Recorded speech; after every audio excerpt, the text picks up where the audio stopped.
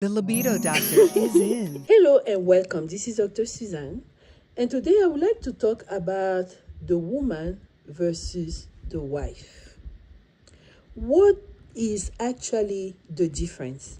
And of course, I was reading my Bible and all that, inquiring of the Lord, having these conversations that I love so much. And getting details. So I have the tea for you guys. Listen till the end.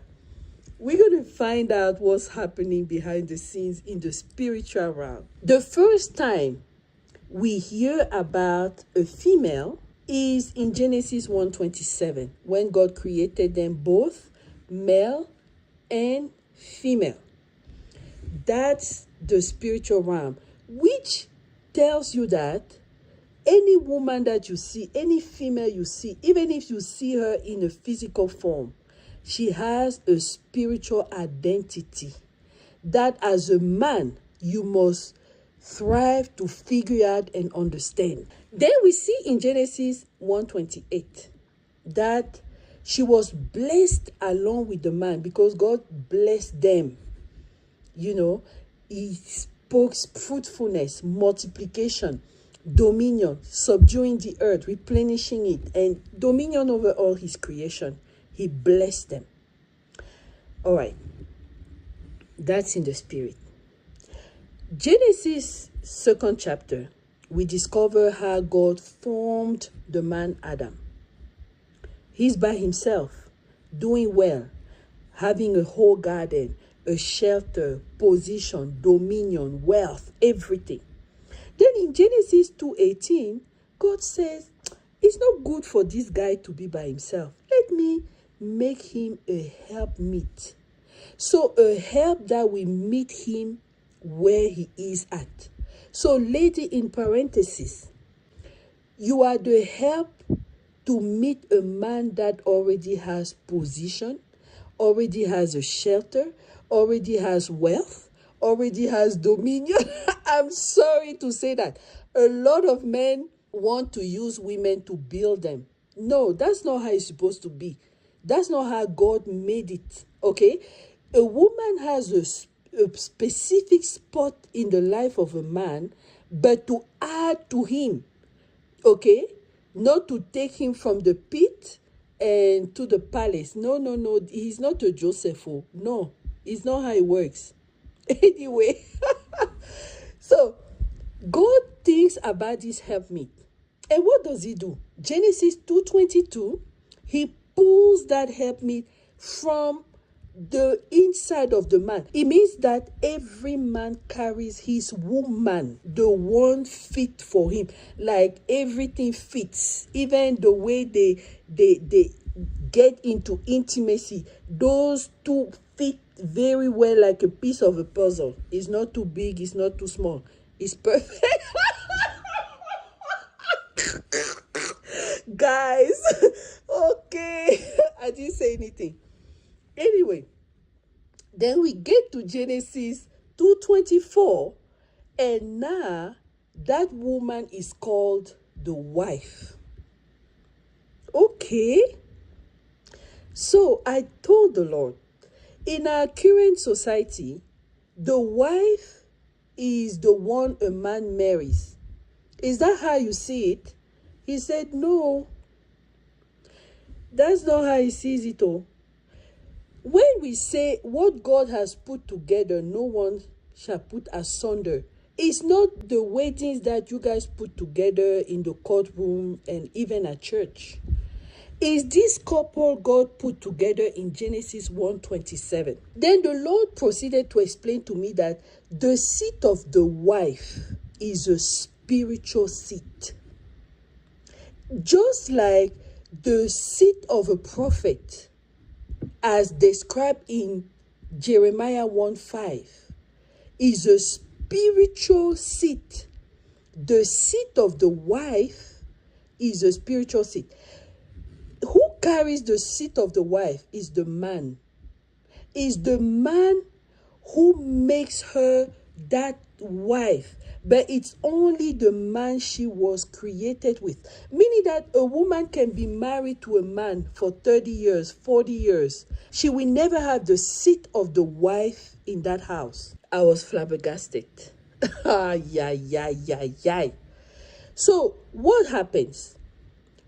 The Lord proceeded to explain that if that couple is on earth in the same dispensation, the same time, they have to meet. And they don't meet because they know each other and they plan it. No, God himself is going to cause them to come together. He will. Okay? So, if you are part of these couples, and the Lord said around 300 in this current dispensation of the billions of people who exist on earth, only 300. I was like, Father, how are they going to find each other? How is that going to happen? He is the one who is behind the meeting. Okay? Just like he brought Eve to Adam.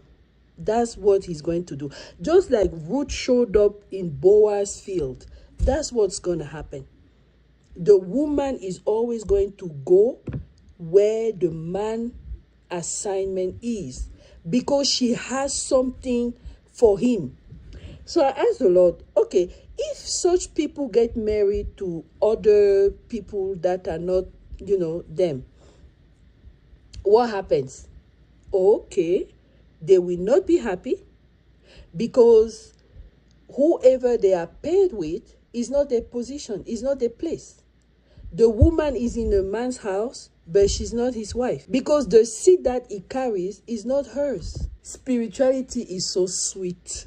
To see what happens behind the scenes, it's so sweet. It's so interesting to know the behind the scenes. I'm telling you. Anyway, that couple, I asked the Lord, individually, they can be fruitful, they can have dominion, they can multiply, they can do a lot. So why do you need to have them come together? The reason why they have to come together, the man has the seat of the wife for this lady. And the woman has 3 seats for that man in her womb. 3 seats. And the 3 seats are in the church, in the government, and in the marketplace. 3 seats that come with crowns. This is the goal of joining them together. Because coming together, first of all, the seat in the marketplace is for extravagant wealth. Mighty man of wealth. Because through that wealth, the kingdom of God will expand. Very, very, very important. All that is for the kingdom of God to expand. Seats in government, very strategic. Okay? Seat in the church, extremely powerful. So this is not a joke. Well, I pray that God will, bring those people together. Let the will of God be done. Because really, as Christians, our goal is to advance the kingdom of God. We are in a warfare. Now, I asked the Lord, if, by any chance, this woman, she has 3 prominent seats, and she doesn't meet the guy, or can she lose the seats? The Lord said, of course. She can lose the seats. How would she lose the seats? Number 1, sexual promiscuity. So you see sometimes the girls at church who are loaded because there is an assignment, a divine assignment on their lives. But they are ready to go sleep with a guy for money. We need to stop that. The mentality in church has to change. Because if you understand what goes on behind the scenes, is very, very, so if this girl, let's say she didn't sleep around, or she didn't meet an occultic guy who understands how to pull blessings from the womb, or she didn't go through molestation or anything. Let's say if she marries a man that's not the man, usually those seeds are not released because they are not part of the divine mission of the other man. But if by mistake she meets an occultic man, that occultic man or a wizard will pull those seeds out of her womb and put it in the spiritual marketplace. That's the reason why sometimes you see a lot of people who are not children of God have prominent seed everywhere. Crazy wealth everywhere.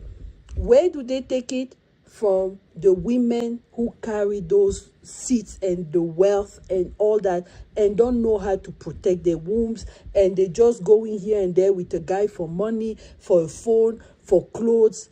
Kai, do you see the gravity of what is happening?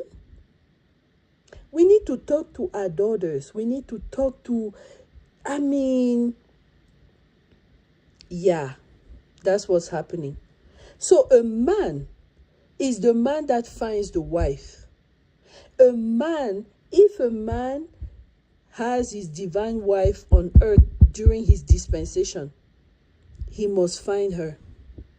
If he doesn't find her, he will miss out a lot. The woman can go give the seeds to someone else. She can just go whatever.